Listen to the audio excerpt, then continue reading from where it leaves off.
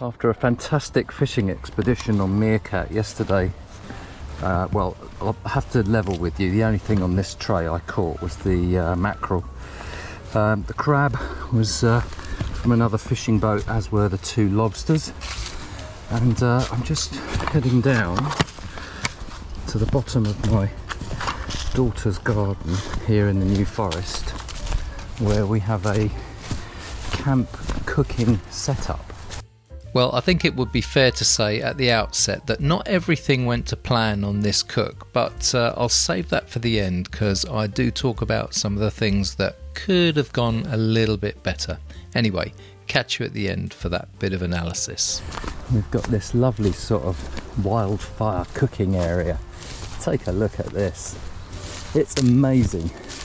So I've just set a fire going here. Mixture of dry wood over from the pile at the back there, and some old logs off an old bonfire, which I sort of thought would make good embers. So we're going to let that burn down. Basically what I'm going to do is I'm going to split them down their back, straight through the carapace here, split the shell in half, and I'm going to cook them on the open fire, on the embers. As with the mackerel, I'm going to do those whole, same with the crab. Amazing space. It's an old army parachute set in the woods. Obviously it gives you a little bit of protection from the rain. You can come here, sit, sing Gang Gang Gooly around the campfire and all that sort of stuff, and do some cooking. So we've got some means of setting up cooking pots. So Scott, my son-in-law, has made some nice little gadgets which anchors these bars down at one end, and then the other end here is supported on this nice little wire piece, so you can suspend pots and pans over the fire and have yourself a nice little cook up.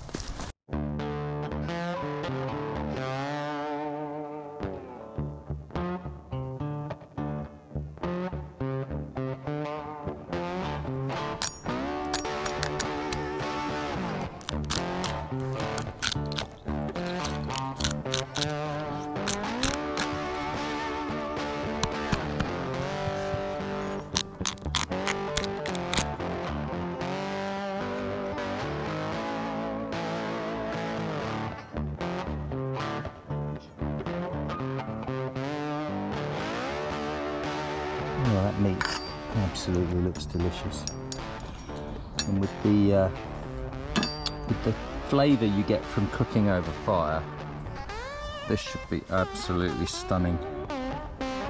It's nice that you've got a little line here to guide you. Okay.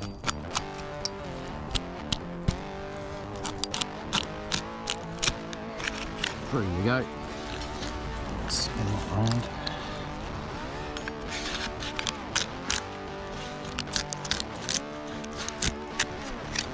There we are. Lovely. And we'll take out all this trapped here. We don't want that.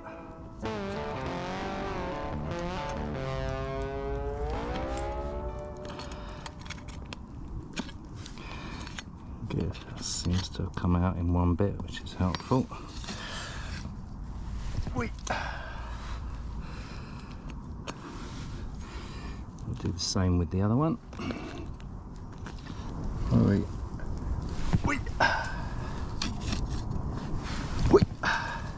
That's it. Lovely. Happy to cook the rest of that. Crab's going to go on whole, so these are pretty much ready to rock and roll. Mackerel are going to go on whole. The crab will go on whole. I'm going to get a grate because I don't want these to go onto the embers as such, because I'm going to need to turn them over, but only for a very, very short period of time, just to get a little bit of smoke on them. Right, we've just flattened down the fire. We've now got a nice set of embers here which we can cook on, and beautiful bit of birch smoke as well, which is coming up from this, which should give us an extra layer of flavour on our fish. Superb. Right, We're going to put this rack over the top of that, level it off. There we go. And then I can get a cooking rack on that. I have one here. Oh, I can get some food on that. I think the crab's going to take the longest, so let me plonk that on there now. Let that do its business. I might end up putting that on the lower grate, to be fair.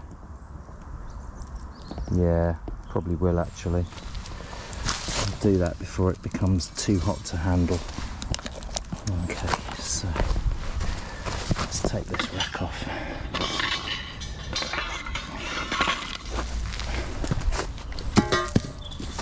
Yeah, that's going to be too high just for now. I think we'll go with the baby option. Oh, great. Yeah, let's get this up right. That's it. Ooh. Oh, that is warm. There we go, that's level. Now, it may look like I don't know what I'm doing here, chopping and changing racks, but this is the very essence of cooking on fire. You are testing the situation as you find it, and if something doesn't look right or doesn't feel right, well, that's the cue for you to change things up and get them how you need them for your cook to be successful. Yeah, that's good. Okay. That is warm. Yeah, I might just need to support this. Should be alright. If I load it evenly, it should be fine. Wow. There we go.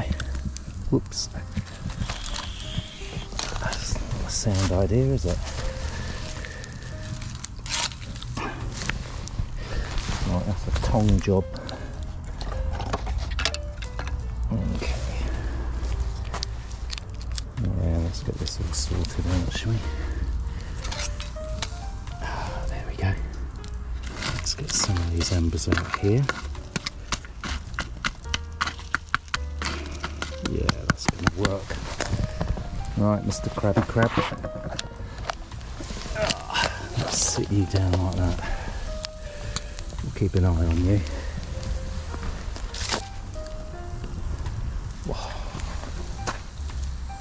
Beautiful.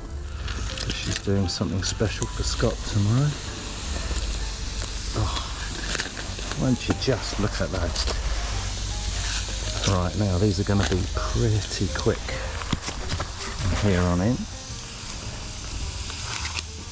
Whoa. Look at them. Aren't they stunning? I want to make sure my crab doesn't get too smashed to pieces. So all the heavy meat is in the claw, but obviously the body is quite thick, so you want to make sure that you get some embers under that. There we go. That's it. Yeah, we want it to cook properly. All the aubergine's getting nice and charred. God, that's hot down there. Yeah, you want that all nice and charred and smoky on the outside. I think that's going to go into making a dip for tomorrow, I believe.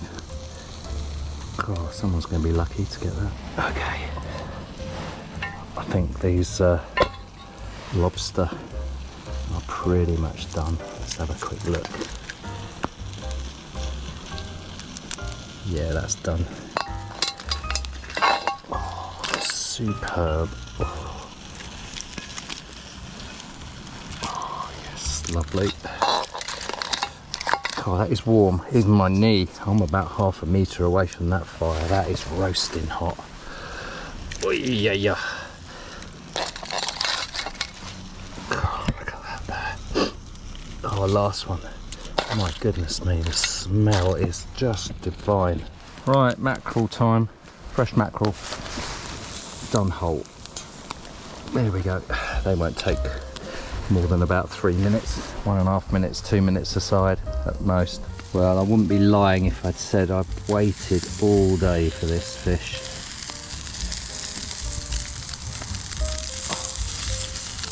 There we go, butchered but nevertheless tasty. That is absolutely delicious, and we've got all that lovely smoke coming up there just to give that some super flavour. I am looking forward to this.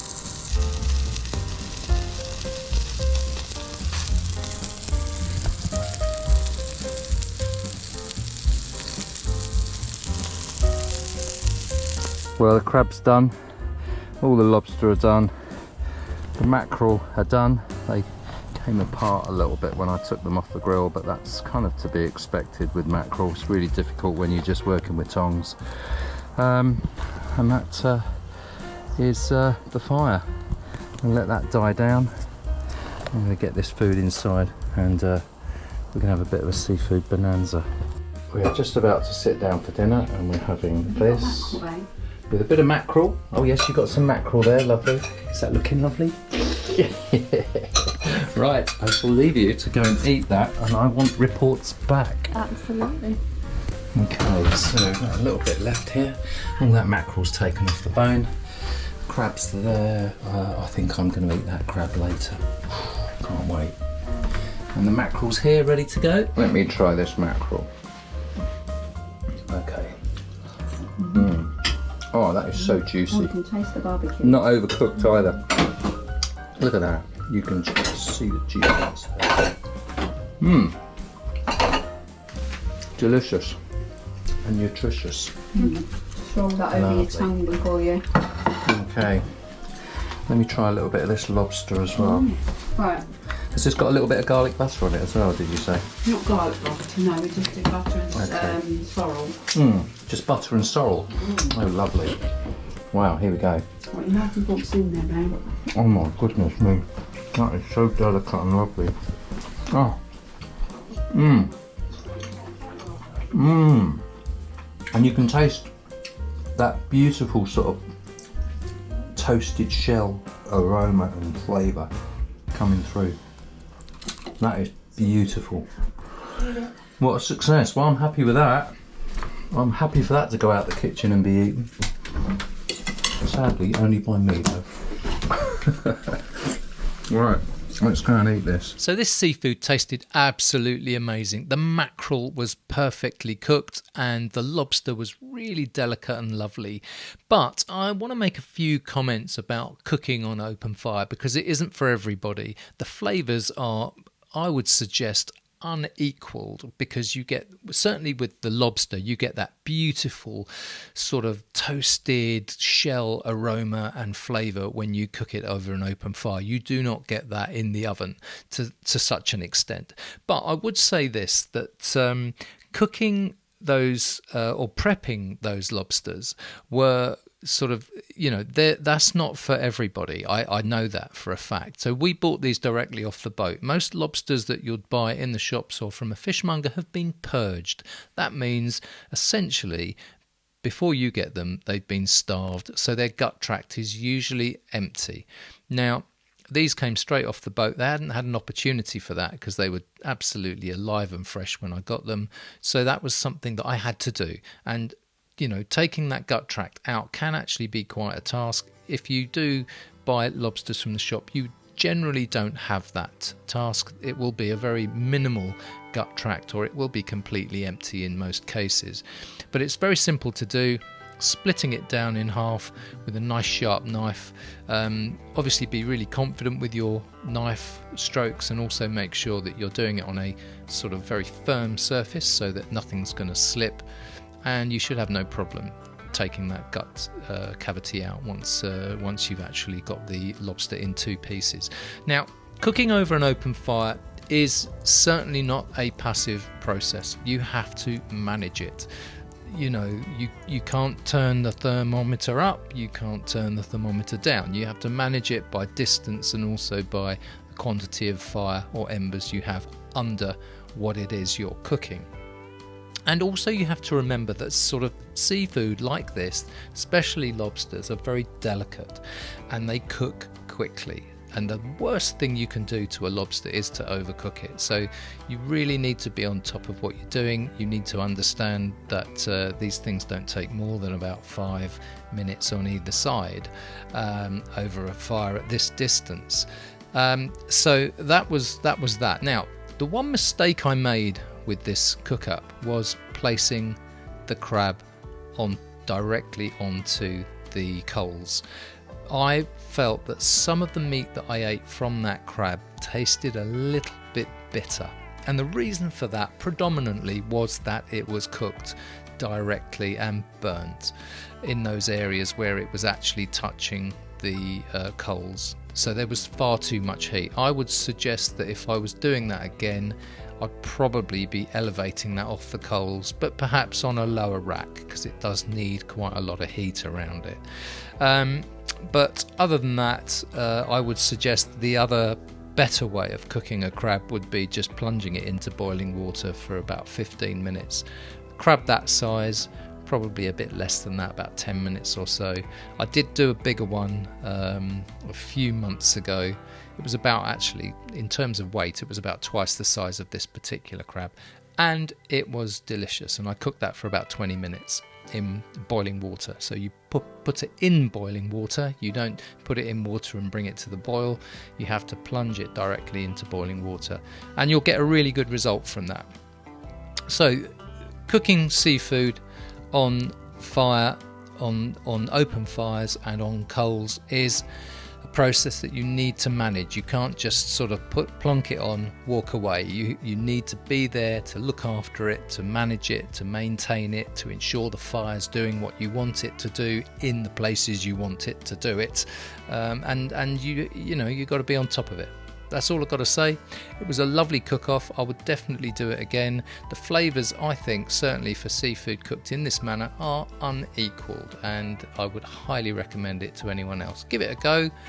You'll enjoy it, I'm pretty sure, and you'll learn from any mistakes that you make. But, if you follow the few simple rules that I've outlined here about staying on top of it and certainly not overcooking it, you should be absolutely fine. Great. Hope you liked it. If you did, consider subscribing to the channel, give it a big thumbs up, and I'll see you on the next smoky video. Take care, folks. Bye-bye.